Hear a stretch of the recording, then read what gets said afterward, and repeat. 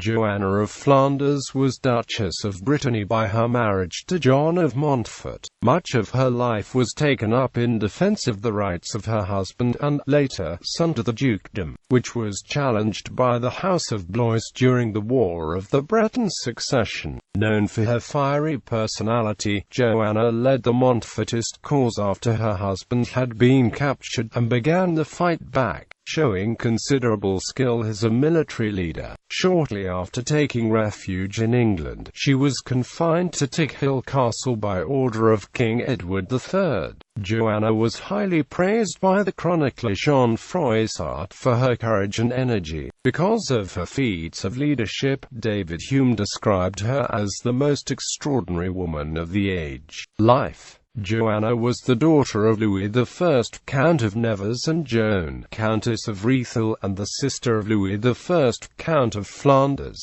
She married John of Montfort in March 1329.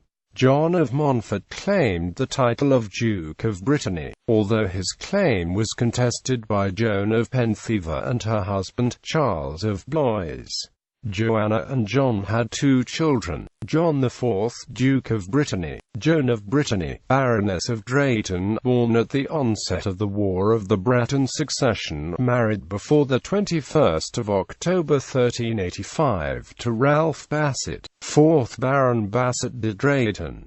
War of the Breton Succession. When John III, Duke of Brittany, died childless in 1341, he left behind a contentious succession dispute. For many years he tried to find means to ensure that the children of his stepmother, Yolande of Dreux, would not inherit the duchy, including trying to have her marriage to his father annulled.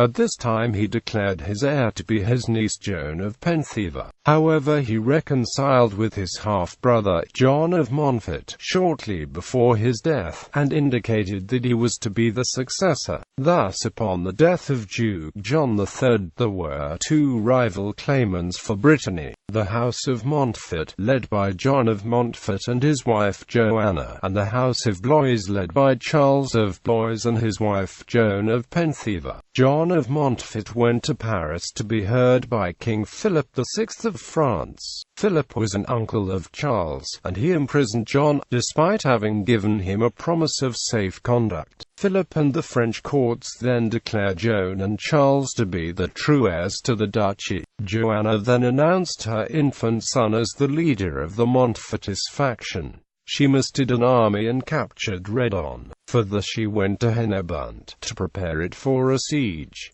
Charles of Blois duly arrived in 1342 and besieged the town. She then sent Tamari de Clisson to ask King Edward III of England for aid. This Edward was eager to give, since he had been claiming the French crown for himself, and was therefore at odds with Philip. If he could get Brittany as an ally, this would be of great advantage for future campaigns. He prepared ships under the command of Sir Walter Manny to relieve the siege. Siege of Hennebont. In the siege of Hennebont, she took up arms and, dressed in armor, conducted the defense of the town, encouraging the people to fight, and urging the women to cut the skirts and take the safety in their own hands. When she looked from a tower and saw that the enemy camp was almost unguarded, she led 300 men on a charge, burned down Charles's supplies and destroyed his tents.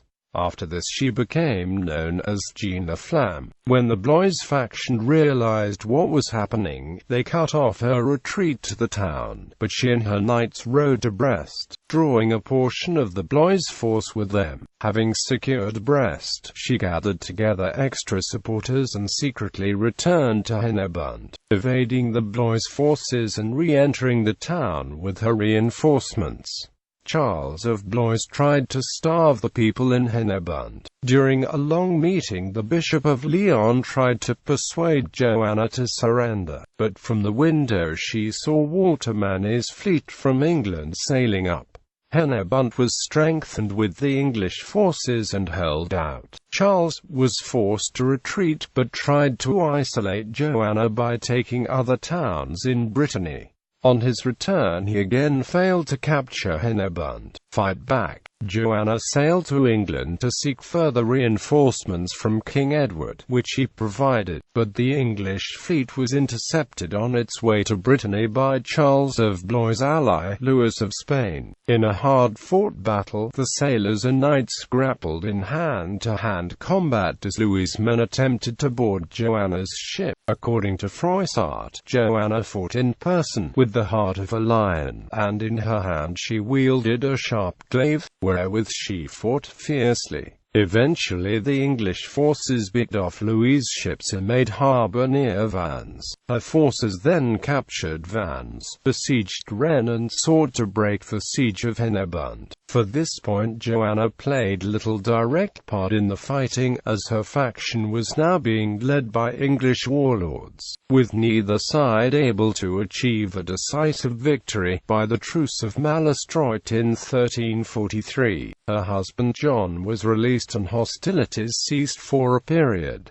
He was later imprisoned once again, but escaped and resumed the conflict. When her husband died in 1345 in the midst of the war, she again became the leader of the Montfort party to protect the rights of her son John V against the House of Blois.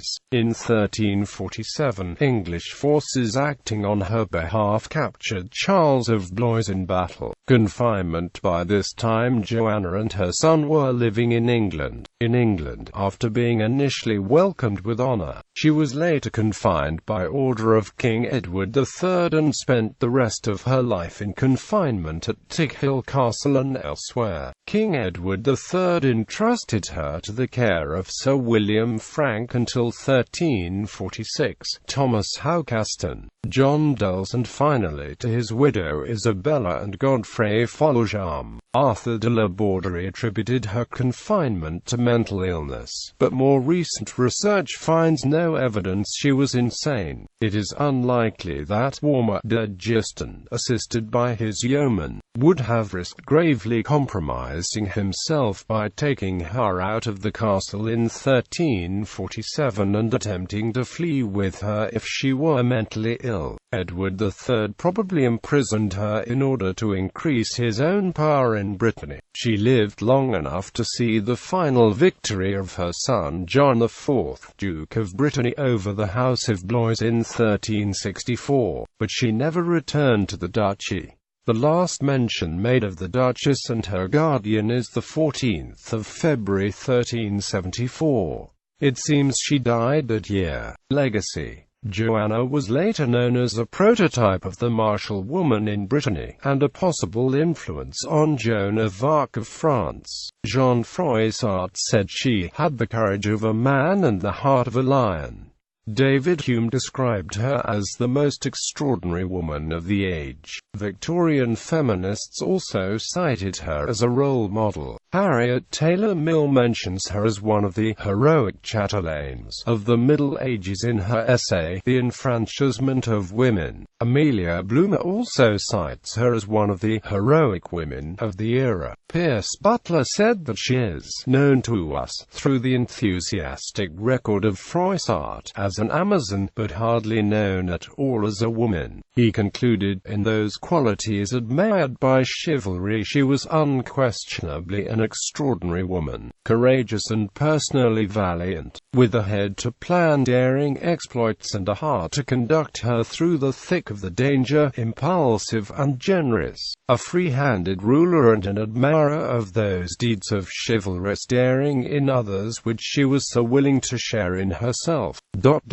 One cannot read her story without enthusiasm, yet one would like to know more of the woman before bestowing unreserved praise on the Countess who was worth a man in a fight, and who had the heart of a lion. Joanna was later celebrated for her fiery exploits in Breton folklore, in particular in a ballad collected in Bars as Brise, which relates her attack on the camp at Hennebont. In Jean Carola Daniel's Breton nationalist book Histoire de Notre Bretagne, Joanna is depicted as a heroine of Breton resistance to French occupation. Ancestry.